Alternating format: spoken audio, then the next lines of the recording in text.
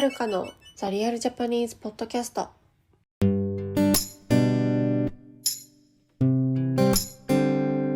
い、皆さんこんにちは。お元気でしょうか？はーい。今日これをね撮ってるのは10月の4日。はい。火曜日でございます。ね、10月になりました。ですが本日東京の気温は27度。暑くねっていう。暑くない？もう秋でしょね。はい。勘弁してくれよって感じなんですけれども。はい。皆さんね、今年も残り3ヶ月になりましたね。早いね。ね。なんかね、悔いが残らないようにこの3ヶ月ね、やり残したことがあれば、ね、やっていけたらいいなと思います。はい。そんな感じで、今日もリクエストにお答えしていきたいと思います。はい。今日は、食事のお話です。はい。大丈夫？ご飯の話ばっかりしてる気がするんだけど、私。大丈夫そう？いっか。はい。じゃあリクエストに答えます。先生、こんばんは。こんばんは。ベトナムのクアングっていうのかな、ちょっと読み方が難しいね。クアングと申します。クアングって日本語で光という意味ですよ。へー。めっちゃかっこいい名前ね。毎週のポッドキャスト大変助かりました。ありがとうございます。いえいえいえ。はい。今日ちょっとリクエストさせていただきます。日本に行ったばかり3ヶ月間ぐらいです。じゃあ日本に来たばかり3ヶ月目ってことですね。はい。毎日会社の食堂でお弁当を食べています。いいなぁ。働いてるんだね、日本で。じゃあ。その中で味噌汁があるですよね。ありますよね。味噌汁ってとても美味しいですけれども、3ヶ月間ずっと食べるのはちょっと。確かに。日本人は子供の頃、毎日食べていますか？日本人は子供の頃から毎日食べていますか？すごいですね。それにお弁当には料理はたくさんあったり、選び方の工夫も多いですね。すごいです。日本人の家で普通の昼食とか夕食とかもそうですか？日本人の家で普通の料理について教えていただけますか？はい、リクエストありがとうございます。ベトナムから来て3ヶ月目で、今日本で働いてるってことですかね。で、食堂があるんだ。めっちゃいいな。食堂って私ちょっと憧れるんだよね。会社の食堂。うん。食堂ってどんな感じかというと、会社の中にあるたりとか、会社が用意してるお昼ご飯だよね。はい。いいな。めちゃくちゃバランスよく作られるみたいですね、会社の食事は。もちろんそうだと思うんだけど、なんかいっぱい定食があったり、A 弁当、B 弁当とか、A 定食、B 定食みたいな。選べて、で、すべてね、バランスまで計算された食事なので、すごく体にいいと思いますよ。はい。そこでね、毎日お味噌汁が出るんだね。いいなぁ。はい。確かにね、3ヶ月間ずっと毎日味噌汁を私は飲むかって言われたら、どうだろうね。飲むかも。やっぱ日本人はお味噌汁にはもう慣れまくってるから飲むかもしれない。私だったら3ヶ月間ずっと。はい。ということでね、今日は日本のね、伝統的なお食事というか、日本人はいつも何食べてるんですかというね、質問ですね。私ね、子供の時を思い出したんですよ。はい。そしたらね、確かに、私のお母さん毎日味噌汁作ってた。はい。確かにお昼に、毎日。うん。で、基本的にというか、日本の伝統的な食事のバランスっていうか、食事スタイルっていうのは、一汁三菜と呼ばれるスタイルなんですよね。どういうことかというと、一汁っていうのは一つの汁って書いて一汁です。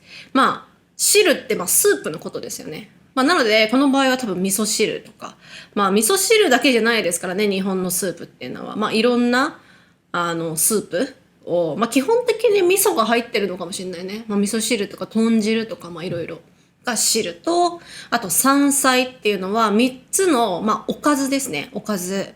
はい。汁じゃないおかず。例えば、なんか、魚とか、鶏肉とか。で、2番目は、なんか野菜。なんかこうおひたしとかほうれん草のおひたしとかうまいよね。で3つ目は小さい多分漬物とか豆とかなんかちょっとちっちゃいおかずで一汁三菜って言われるバランスっていうものが一番バランスがいい食事と言われています。でそれにプラス主食の白いご飯ですね。はい、なのでその一番いいと言われてる昔からある日本の食事っていうのはご飯と味噌汁と3つのおかず12345個だよね。5個あるのが一番いいって言われてるね。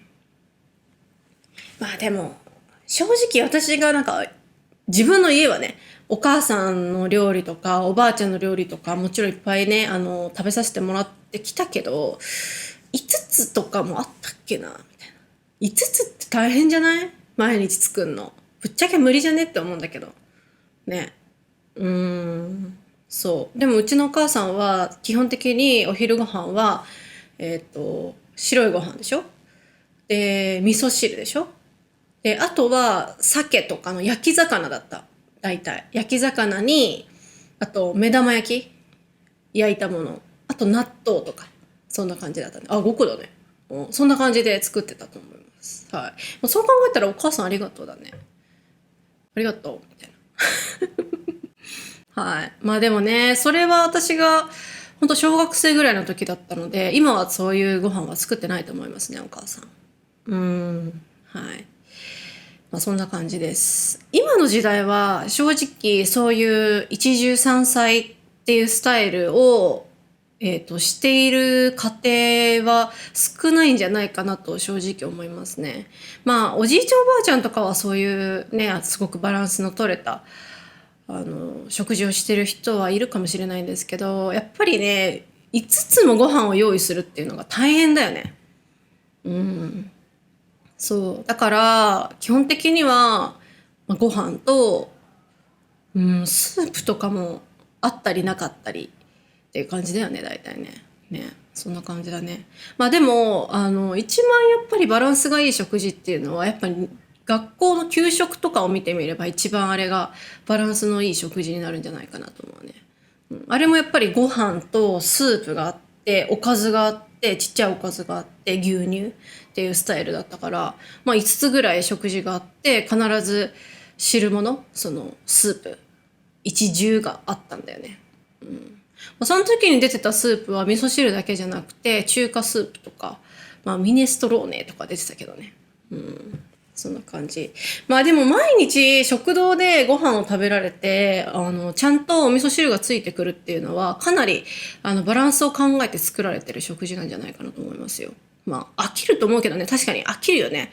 飽きるけれども健康にはいいと思います。はい。皆さんの食事スタイルはどうですかね。ねえ。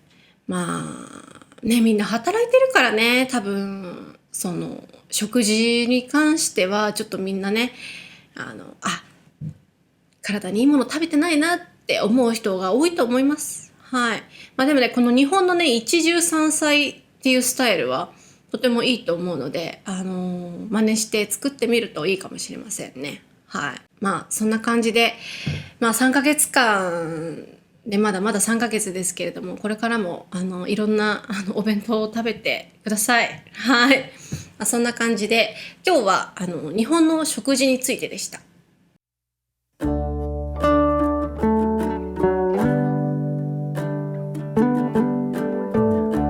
はい、エンディングのお時間なんですけれどもエンディングのビデオだけなぜかうまく撮れていなかったので音声だけになります。はい、すいません。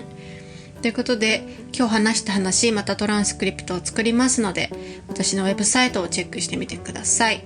あと Twitter、Instagram、YouTube こちらのフォローもお願いいたします。YouTube ライブ来てくださった方ありがとうございました。アーカイブ残ってますのでまだ見てない方ぜひ見てみてください。あと Patreon こちらのメンバーも募集しております。Patreon ではですねボーナスポッドキャストとか私のブログが読めたりとかあとはこのポッドキャストで出てきた表現とかを勉強することができますのでぜひチェックしてみてください。はい。あとシャドーイングコースもやっております。シャドーイングコースではね、発音上手くなりたい方とか、話す練習したい方におすすめですので、ご参加お待ちしております。はい。そんな感じで10月も頑張っていきましょう。はい。じゃあ今日はこんな感じで、また次回。さようなら。